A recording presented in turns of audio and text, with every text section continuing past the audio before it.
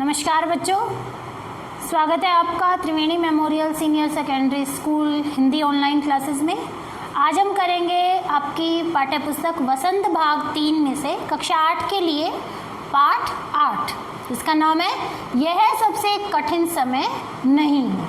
इसकी लेखिका है जया जादवानी जी। ठीक है, इस पाठ में लेखिका ने क्या कहा है कि हमें अपने जीवन में अभी निराश नहीं होना है, अभी आशा की कुछ उम्मीद हमें हमारे जीवन में बची हुई है। तो इसी निराशा और आशा के इसी दृश्य को लेखिका ने इस कविता में उभारा है। चलिए कविता शुरू करते हैं। देखिए, नहीं यह सबसे कठिन समय नहीं, अभी भी दबा है चिड़िया की चोंच में तिनका। इस कविता में कवयित्री क्या कह रही है हमें कि अब जो ये समय चल रहा है ये इतना भी कठिन नहीं है, इतना भी मुश्किल नहीं है जितना हम इसे समझ रहे हैं। अभी भी दबा है चिड़िया की चोंच में तिनका। कठिन समय तो हम उसे कहते हैं ना कि जब पशु पक्षियों के लिए कोई आश्रय का स्थान, कोई आश्रय ही नहीं रह गया है या उनके खाने पीने की कोई वस्तु ही नहीं बची है। लेकिन अभी तो चिड़िया की चोंच में तिनका है, इसीलिए अभी हम इसको सबसे मुश्किल, सबसे कठिन समय नहीं कहेंगे। और वह उड़ने की तैयारी में है। अभी तो वो उस तिनके को लेकर वो चिड़िया आकाश में दूर ऊंचाइयों तक उड़ने की तैयारी में है, मतलब उड़ रही है। अभी भी झड़ती हुई पत्ती थामने को बैठा है हाथ एक। अभी भी मतलब पेड़ों से जो पत्ते झड़ते हैं, अभी भी उन पत्तों को पकड़ने वाला या नीचे से उठाने वाला कोई एक हाथ बचा है। इसका मतलब क्या है कि अभी वो समय नहीं आया है जब उन पेड़ों के पत्तों को भी उठाने वाला कोई नहीं बचा है। अभी भी भीड़ है स्टेशन पर, अभी भी एक रेलगाड़ी जाती है गंतव्य तक। अब यहाँ लेखिका क्या कह रही हैं कि अभी भी रेलगाड़ी के लिए जब हम स्टेशन पर जाते हैं तो वहाँ पर भीड़ अभी भी है, लोगों की भीड़ जमा है वहाँ पर, और वहाँ पर अभी भी एक रेलगाड़ी अभी भी हमें दूसरे स्थान पर ले जाने के लिए तैयार खड़ी है। या लोग जो है अपने घरों में मेहमानों के आने का इंतज़ार कर रहे हैं। जहाँ कोई कर रहा होगा प्रतीक्षा, मतलब लोग जो हैं अपने घरों में बैठकर उनके घरों में आने वाले मेहमानों का इंतज़ार कर रहे हैं। तो अभी हमें निराश नहीं होना है, अभी वो कठिन समय नहीं आया है कि जब ये दुनिया ख़त्म हो जाए।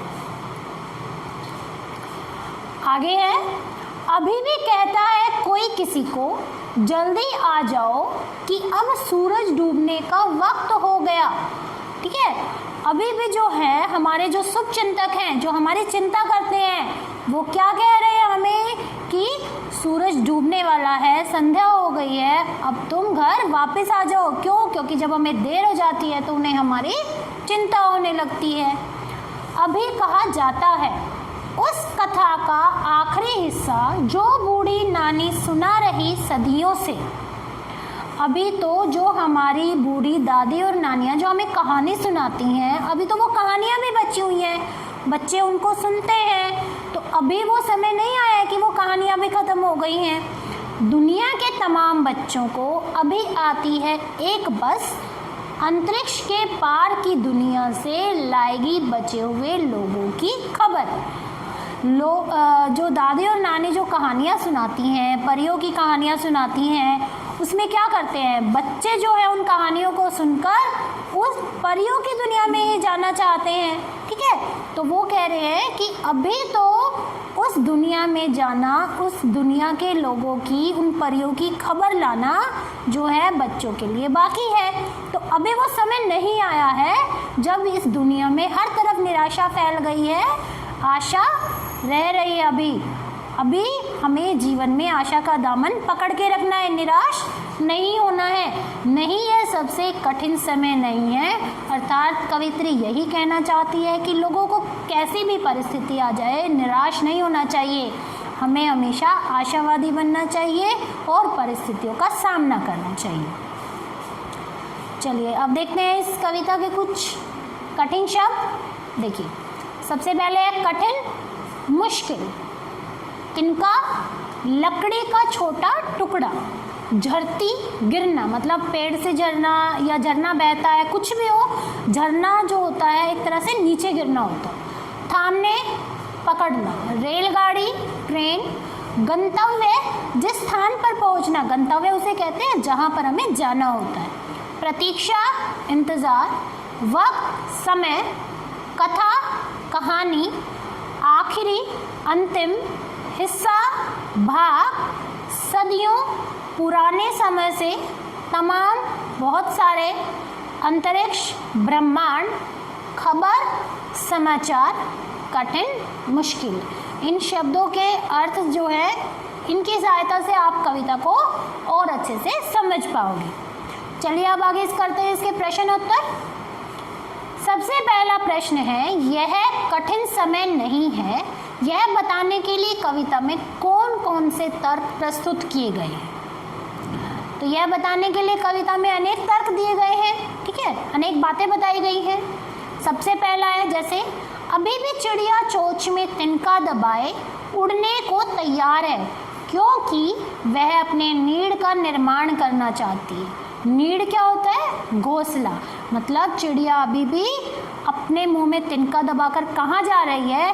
अपना घोंसला बनाने के लिए जा रही है। दूसरा, एक हाथ झड़ती हुई पत्ती को सहारा देने के लिए बैठा है, मतलब पेड़ों से जो पत्ते गिर रहे हैं उनको लोग थामने के लिए बैठे हुए हैं। अगला है, अभी भी एक रेलगाड़ी गंतव्य अर्थात जहाँ हमें जाना है, गंतव्य अभी मैंने बताया था जहाँ हमें जाना होता है, अर्थात पहुँचने वाले स्थान तक जाती है। नानी की कथा का आखिरी हिस्सा भी बाकी है, अभी उनकी कहानी पूरी नहीं हुई है। अभी भी एक बस अंतरिक्ष के पार की दुनिया से बचे हुए लोगों की खबर लाएगी। और अंतिम है, अभी भी कोई किसी को कहता है कि जल्दी आ जाओ, सूरज डूबने का समय हो गया है, देर नहीं होनी चाहिए। तो ये जो बातें हैं, इन सब बातों से ही हमें ये पता चला है कि अभी वो मुश्किल समय नहीं आया है। अगला प्रश्न है, चिड़िया चोंच में तिनका दबाकर उड़ने की तैयारी में क्यों है? और वह तिनकों का क्या करती होगी? क्यों उसने मुंह में तिनका दबाया हुआ है? तो चिड़िया अपनी चोंच में तिनका दबाकर उड़ने की तैयारी में है क्योंकि सूरज डूबने का समय हो चुका है, अर्थात संध्या हो गई है। उसके डूबने से पहले चिड़िया अपना घोंसला बनाना चाहती है। देखो, शाम जैसे जैसे होने लगते हैं तो हम इंसान भी ये सोचते हैं कि हम अपने घर पहुंच जाएं। तो उसी तरह चिड़िया भी अपनी चोंच में वो तिनका लेकर अपने घोंसले का निर्माण करना चाहती है ताकि वो भी उस घोंसले में आराम कर सके। वह तिनके से अपने लिए घोंसला तैयार कर उसमें अपने बच्चों के साथ रहेगी, इसलिए जो है वो तिनके को लेकर जल्दी से अपने घोंसले को बनाने के लिए, उड़ने के लिए तैयार है, क्योंकि जो घोंसला है वो उस चिड़िया और उसके बच्चों को, उसके परिवार को सुरक्षा प्रदान करेगा। अगला प्रश्न है, कविता में कई बार अभी भी का प्रयोग करके बातें की गई है। इस कविता में बार बार ये शब्द आया है अभी भी। तो इसी तरह से हम भी, मतलब आपको भी अभी भी का प्रयोग करते हुए 3 वाक्य बताने हैं, ठीक है, और इसमें लगातार, निरंतर या बिना रुके चलने वाले किसी कार्य के भाव को बताना है, ठीक है। देखो, सबसे पहले जैसे मुझे अभी भी सिर दर्द है। मुझे अभी भी सिर दर्द का क्या मतलब है? कि दर्द खत्म नहीं हुआ है। तो कौन सा भाव है? निरंतरता का भाव है कि चल रहा है अभी भी दर्द।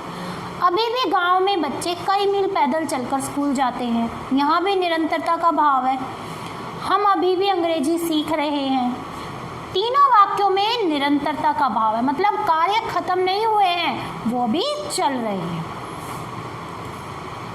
आखिरी प्रश्न, नहीं और अभी भी को एक साथ प्रयोग करके अब 3 वाक्य। देखिए, हमने पहले क्या, हमने सिर्फ अभी भी को लेकर 3 वाक्य लिखे। अब हम नहीं और अभी भी इन तीनों को लेकर 3 वाक्य लिखेंगे। देखो, सबसे पहले नहीं, अभी भी मेरी परीक्षा की तैयारी कम है। कि नहीं मतलब यहाँ पर नहीं का क्या मतलब है कि परीक्षा की जो तैयारी है उसका काम अभी ख़त्म नहीं हुआ है, ठीक है। और अभी भी का क्या मतलब है कि अभी भी वो चल रहा है। नहीं, अभी भी इमारत का निर्माण नहीं हुआ है।